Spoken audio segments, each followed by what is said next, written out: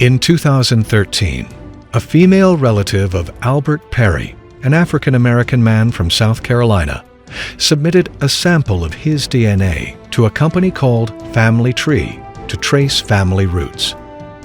During the routine DNA analysis, technicians at the genetic testing company made an extremely rare discovery. Albert Perry contained a Y chromosome with a genetic signature like no other. Y chromosomes are the hereditary factor determining the male sex.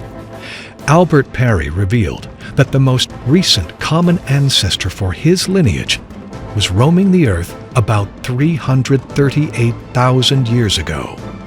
Geneticists have been able to prove that all men tested thus far in these commercial databases can trace their Y chromosome to a common male ancestor labeled Adam that lived between 60,000 and 140,000 years ago. This made his DNA over twice as old as any fossil on record for Homo sapiens. Now scientists are questioning everything that is known about the time and location of the first people on Earth. Is this finally the proof pre-Adamite theorists have been looking for? That there really were human civilizations before the age of Adam and Eve? And if so, what other doors can Perry's DNA open? 36,000 years? Could it really be true that humans were on Earth so long ago? And not just humans, but advanced civilizations with hierarchies and kings? It's not just the Sumerian kings list, it's also the Egyptian kings list of Manetho. Writes about the dynasties going back, maybe not as long, but at least 30,000 BC. Gods like Thoth and others, deities that were called the 9 particular reigning deities of the Egyptian world. So if these deities have, again, lifespans of thousands of years, then of course to a human, it's going to seem as though they are gods. But if humans had been around for close to 300,000 years, according to Albert Perry's DNA test, why do all these creation stories come from a much later time? And even more odd, why do we hold on to the truths that were given to us by these gods? If they weren't gods, is it possible that these beings were able to manipulate human DNA to such a point that the original free-roaming human species became part of a worker class with shorter lives and of less power? If the lifespan of our early kings was 36,000 years, it appears something in our evolution changed 12,500 years ago. In the book of Genesis, God said, "My spirit shall not strive with man forever, because he also is flesh. Nevertheless, his days shall be 120 years." Did human lives get shortened at some point? Is this proof that there was a genetic manipulation? And if so, why? The longest known human lifespan that modern scientists have on record, a woman who died in the French countryside in 1997, was 122. Since then, there has been significant debate about whether modern man has reached the upper limits of our longevity. Methuselah in the scriptures lived a long time. We have these stories. Did God intervene and change our DNA so now we only get 125 years or 150 years or some shorter period? If so, why? Would there be any way to find this, to get this back? Or is it working on some other level? Do we have longer or shorter lives in a spiritual sense, in a psychological sense, in an emotional sense? Has the rush of modern life shortened our lived experience, and there is some way to gain the enormity, the expanse of time that we once knew? Did we as humans at one point exist in a higher reality and then at one point devolved into a lower level? If so, what could be the reason? Anton Park suggests that there is information that points to certain bloodlines. Dans les livres, certains livres, que certains d'ailleurs intitulent conspirationnistes. When you start looking at these subjects, whether it is on the web or in some books that people qualify as possibly conspiracy books, it is often spoken of a genetic lineage, reptilian, and of royal blood. I do think that some royal bloodlines still exist nowadays that come from the Anunas, specifically the lineage of Enlil, Ninurta, and On. Could these descendants of royal bloodlines be able to see beyond the current reality in order to control it? Could this be more evidence of a tampering with our DNA?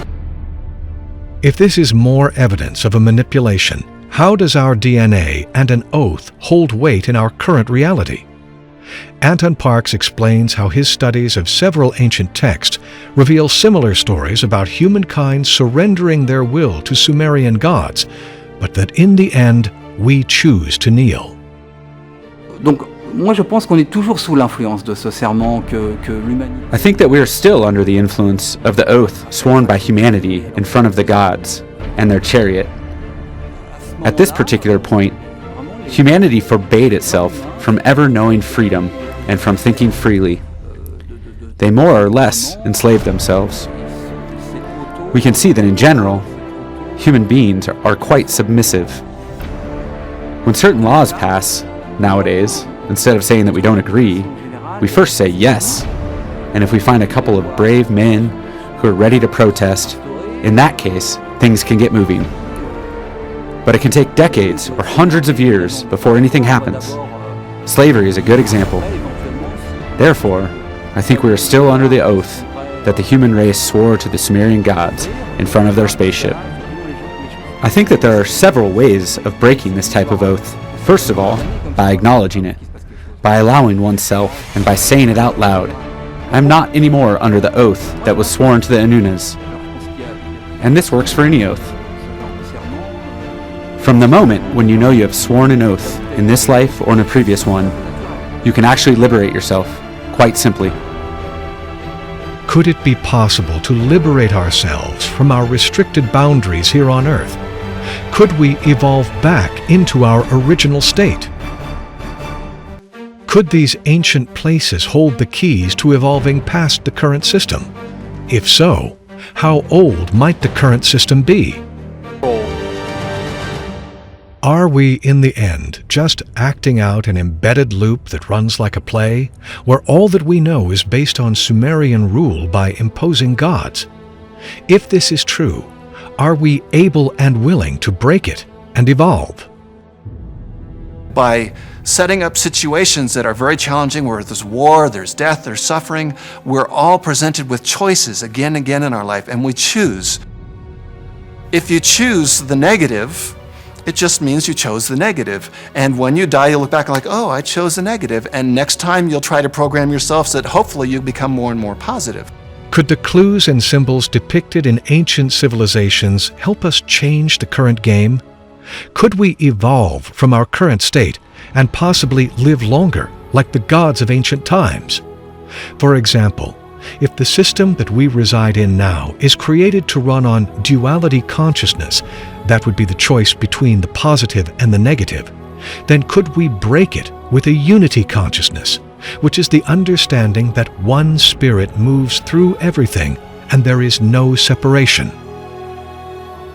In the ancient mythology, there was a strong tendency to tell stories of the battle of good and evil, and certain gods would represent the forces of evil and want control, and they would be arrogant, and the good god would finally prevail, and you would have certain areas where these battles took place. We can see immediately that this is a philosophical construct, that in fact there are temptations, there's certainly the possibility of corruption in human affairs, and this would get involved in the theology of the time, and we would hope that the good would win out. Was this the point of knowledge given to us in the proverbial garden? Could the point of characters labeled as good and evil in the ancient text be the continued story of duality that we live in today? And do we have all the information to understand where we are and how to break free from our current system? For if this is a forced reality upon us, can we break it by understanding that we have the choice to be slaves or to be free?